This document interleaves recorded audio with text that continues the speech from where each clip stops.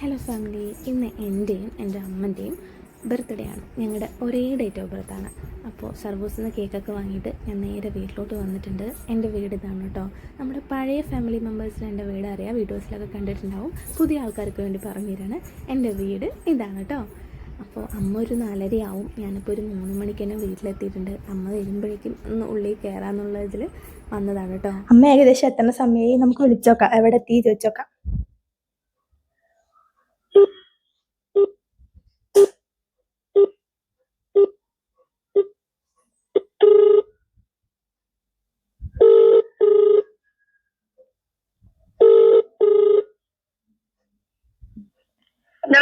എവിടെ എത്തിയമ്മ? ആ ശരി,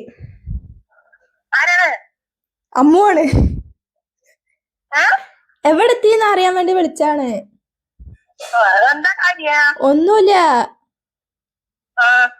ഒന്നുമില്ല, എവിടെ എത്തി അറിയാൻ വേണ്ടി വിളിച്ചാണ്. ശരി, വരി.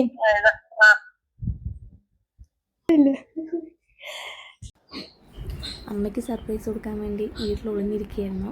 പക്ഷേ ഉമ്മരത്തെ വണ്ടി മറച്ചു വയ്ക്കാൻ വേണ്ടി മറന്നുപോയി. ഫ്രണ്ടിൽ കൂടെ ആൾ വന്നതും അമ്മയ്ക്ക് മനസ്സിലായി. അമ്മ നോക്കുന്നുണ്ടോ ഞാൻ വന്നിട്ടുണ്ട് എന്നുള്ളത്.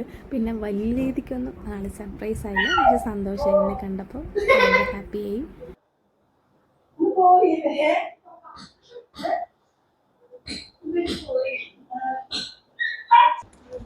Happy birthday to you, happy birthday to you.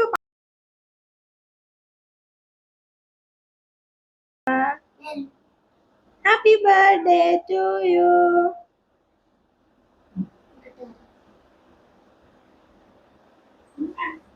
ഞങ്ങളൊരു കുഞ്ഞു സന്തോഷം നിങ്ങളായിട്ട് പങ്കുവെച്ചു എന്നുള്ളൂ കേട്ടോ. അപ്പോൾ ബർത്ത്ഡേ വീഡിയോ ഇത്രയൊക്കെ ഉള്ളൂ.